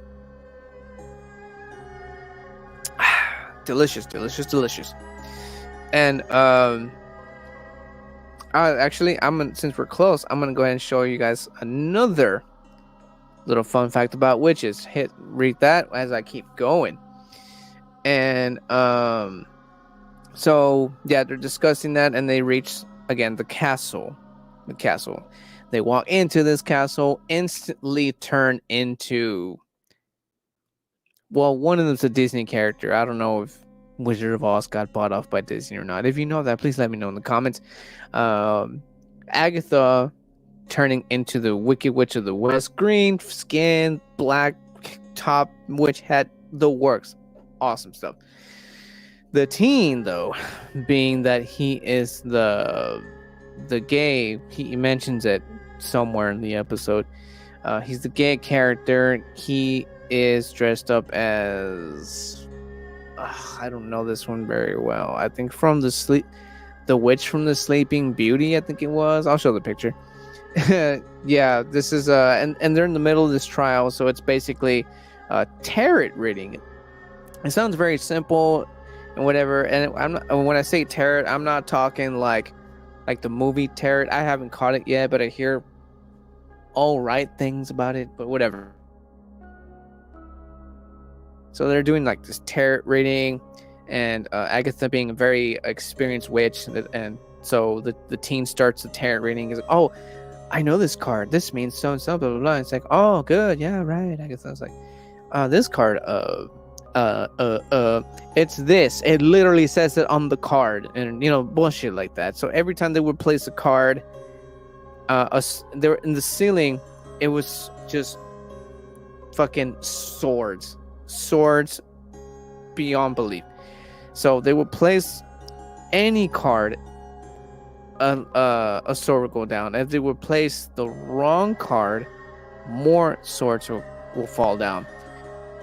If they didn't place a card, like double of the swords would fall from the ceiling and kill them.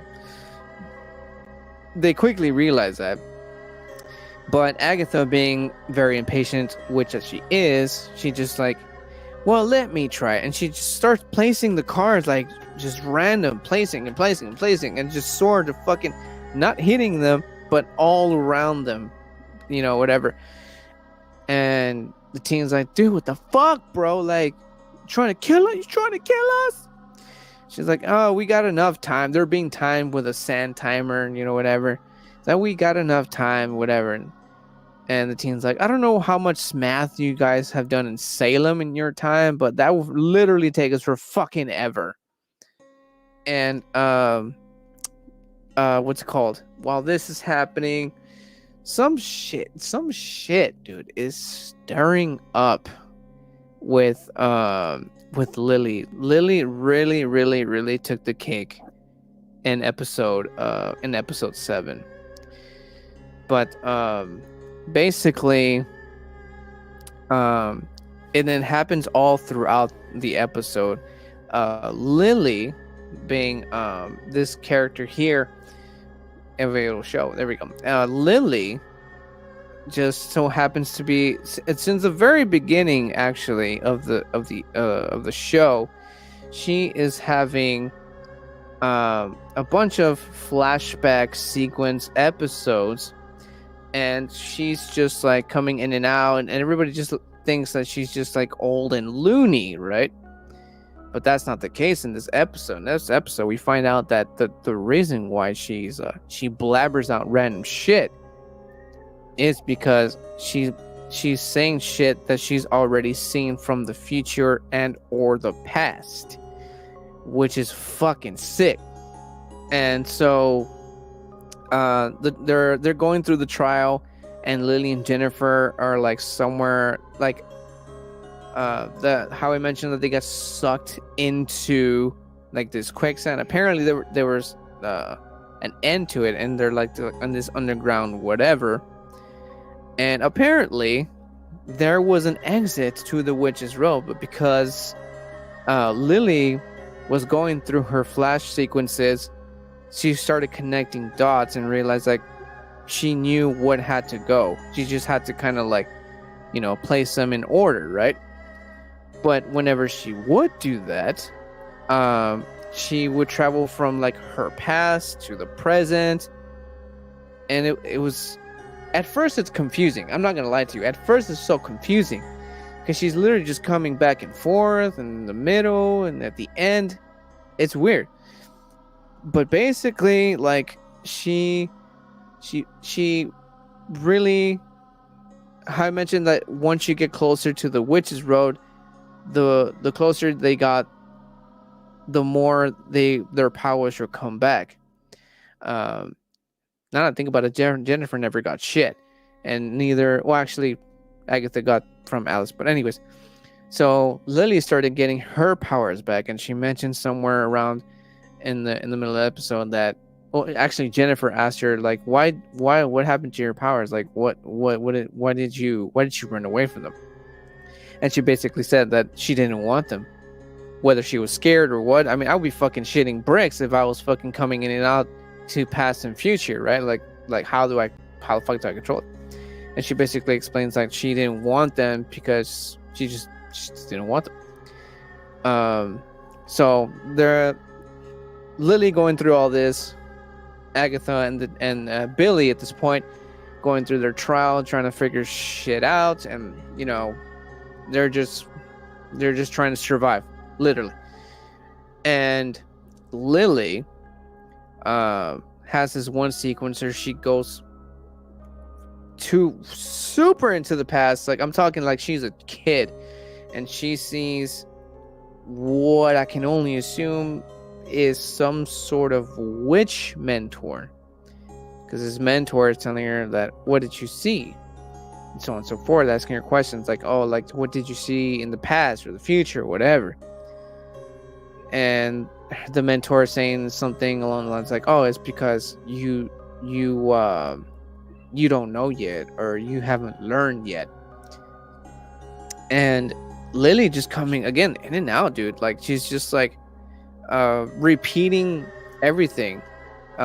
She's somewhere in some underground tunnels in the Witch's Road with Jennifer, and Jennifer's like, oh, you're back. She's like, and she's like, oh, it's because we're here. And Jennifer just stops like, yes, I know, you already explained that to me. She's like, why? When did I do that? She snaps out of it, and she's just like, it's a trip. This movie's a trip. Like, it's so at first, like I said, it's confusing, but it gets closer towards the end, and holy shit, dude, like, it all makes sense. So basically, Lily connects all these dots towards the end, and she ends up finding Agatha and the teen. And it's funny how they end up looking. Lily actually ends up dressing as the Wicked Witch of the West with the poofy dress and everything. Jennifer gets like this, like, what I believe was the witch from Snow White, except just white hair, just, robe or whatever. Cheers, by the way, I'm thirsty. And so Lily fucking she comes in, and she's like still a bit confused, whatever. But Jennifer, being that Lily already explained everything to Jennifer's kind of walking her through and telling her, you told me this, you guys are okay with him trying to kill you, we're good. Just continue. Let's try to not die. And Lily, again, just going back and forth, dude. It's like Lily took over this episode so good. But there's more. There's more to the end. And I'm just gonna fast forward because it's, again, you have to see it to actually see to understand what I'm trying to say. So fast forward to the end. Lily travels one last time into her past to what I consider her mentor, and tells her, and now you know. And she goes, but what happens to me? Do I fall? Because she gets visions of her falling. Oh, I didn't get it. I can't see it. Oh, shout out to my father. I can't seem to see the comment. No, I don't see it. But hi if you're watching. And so freaking, I'm gonna show another one. Fun little fact about witches. We're close to ending this. And freaking Lily, again, she goes one last time into her past, her child self, and tells her mentor, I figured it out. And the mentor's like, you did. But because she was having visions since I think it was like the middle or the second to last episode, she's having visions of her falling. And she asks, but do I fall? And her mentor just stares at her and says nothing. She quickly realizes, like, she knows her destiny. She knows what's going to happen to her. But she also figures out how to save her coven. So she travels back to that time where Agatha, the teen, and Jennifer, swords are falling, trying to figure shit out with the tarot cards. And in the very, very beginning of the show, she actually, I think it's episode 2 or 3, where she's introduced as a tarot reading psychic. That's how she meets the teen. That's how she we find out another thing I missed. We find out that Lily was the one who put the hex spell on him. Why the teen wasn't able to say his name, because she saw who she was connected to. She saw what he was capable of. She saw what he was, she saw the future. So she did it to save the kid, right? And so again, one last time, Lily comes back. She's reading the tarot cards, specifically all of the tarot cards connecting to all the witches in the coven, and saves everybody. There's a bookshelf that opens, and apparently that opened to the exit to the end of the road. And while all that is happening, Salem 7 are entering this castle. And because Lily already knows what is going to happen, she knows their destiny. She tells a couple of things to her coven as they're walking out the exit. She tells Agatha, when you hear her say, I think she said, when you hear her say duck, you something, I don't remember what it was. Agatha's like, what? Pushes her up. Tells the teen something else, I don't remember what she said. Last is Jennifer. Jennifer's like, I'm not gonna let you walk out of here last. And she goes, you are worth more than something. I don't remember specifically what she said. Pushes her out, closes the doors. And she's just walking back into this room. And you see these animals, which I failed to mention, that the Salem 7 are all connected into nature, and each Salem member is a specific animal. She sees all these animals coming out, and she's explaining the fact that I figured out a way out of the Riches Road says a lot. She didn't say it like that, but along those lines. She goes, and you know what happens when you stay behind too long at the end of the Witch's Road? Bad shit happens. And so she goes up to the table with the tarot cards. All of the Salem 7 witches surrounding her. She flips this one card, something about a tower, flips it. The entire castle flips upside fucking down. Salem 7 falls. And I remember the swords in the ceiling that I mentioned. Picture them falling in reverse. All the Salem 7 to their death. Just ka-ching, ka-ching, ka-ching. Every single Salem 7 witch killed by swords that were on the ceiling that Lily flipped the fuck around. Literally flipped the world upside down. Boom. All Salem 7 witches killed instantly. And she's hanging by a goddamn thread. So again, this is Lily, by the way. This is the part where she was kicking ass with the tarot reading cards. This is where she saved everybody. And after she managed to kill all of the Salem 7 single-handedly, dude, by literally a flip of a fucking card, that was just fucking badass. That was epic. So she flips and falls herself, catches herself on the table, on the tarot reading table, and just kind of accepts her fate.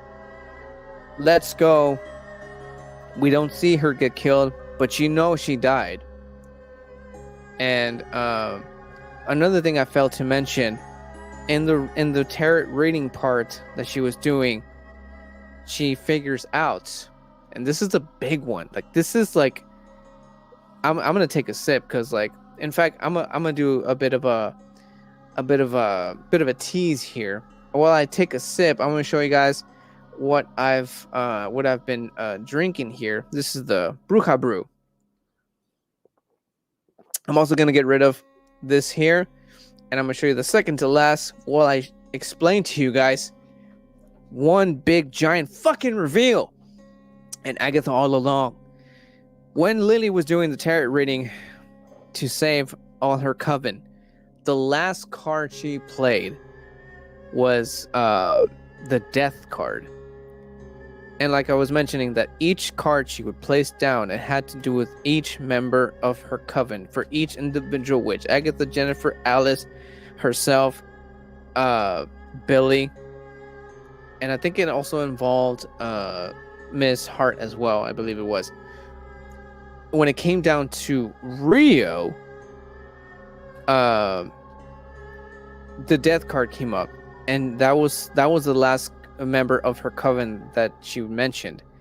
So basically, she quickly realizes that Rio, the green witch, the one that they summoned to take Miss Hart's place, was indeed Death, Lady Death.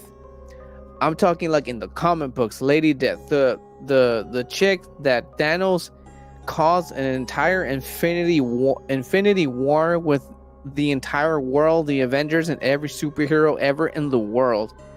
I'm talking the Lady Death that Deadpool bangs when he pleases in the comic books, like that Lady Death. And she places the card, she flips the last card, flips the entire upside down, kills all the Salem 7. She accepts her fate. Let's go. And this is the part that kind of confused me a little bit. So she dies, obviously, but she doesn't, because it goes right back to her as a kid in the same spot. She was sitting in front of her, I'm calling her mentor. And her mentor, young Lily sits down in front of her, and the mentor goes, "All right, let's begin." And that's where episode 7 ends. And that, I think, was the sickest way to end Agatha. Well, actually, it's not even the end. There's like one more episode to go. There's going to be 8 episodes, and then that ends Agatha. But the fact that the second to last episode finished with fucking Lady Death, dude, fuck me in the ear. It is sick. And speaking of, this is the last little fun fact about witches. while you guys soak in the witchiness, the fun little facts, historical facts on witches, I'm gonna go ahead and start ending this live stream here. I want to thank everybody who has stuck around to the end. Once again, let me know in the replay, because we're about to end this thing. Let me know in the replay if you are a Marvel Cinematic fan, if you are a Marvel fan, if you're a comic book fan, you're Agatha. What was her last name again? I'm so bad at names. Agatha Harkness fan. If you are just weird like me and just are into witches, let me know in the comments right down below. Speaking of witches, also one last time, gotta show you guys what I have been reviewing and drinking this entire time we've been doing the whole witch thing, and that is the Shiner TexHex Bruja's Brew IPA India Pale Ale made with cactus water. Super refreshing, super good. 7% alcohol, 60% IBU, and overall just very, very tasty. Also very beautiful artwork, very awesome stuff. A Texas Bruja witch, if you will. So that is it for this live stream, guys. This was fun. I hope I didn't spoil it too much. If it did stuck around, if you knew what I was talking about, then you know. But if you didn't know what I was talking about, I apologize. But I do recommend that you guys go and watch Agatha All Along, Disney Plus. It's still streaming. It's on the second to last episode. You still have like about a week to catch up, so no worries on that. And that pretty much ends this here episode. I'm gonna go ahead and remove this here last little fun fact, and I'm going to bid you adieu. And that pretty much settles this live, guys. Thank you so much for tuning in, and I will catch you guys in the next video. Catch next week's podcast, Buzzcast podcast, and there's a special little bit of something coming on Halloween. Stay tuned for that. I will see you guys in the next one, and remember, if you keep watching, I'm gonna keep drinking. Celebrate October, celebrate Halloween to the fullest, and I will see you guys in the next one. I can't do my ender with a mask. I just realized that. See you guys in the next one. Cheers.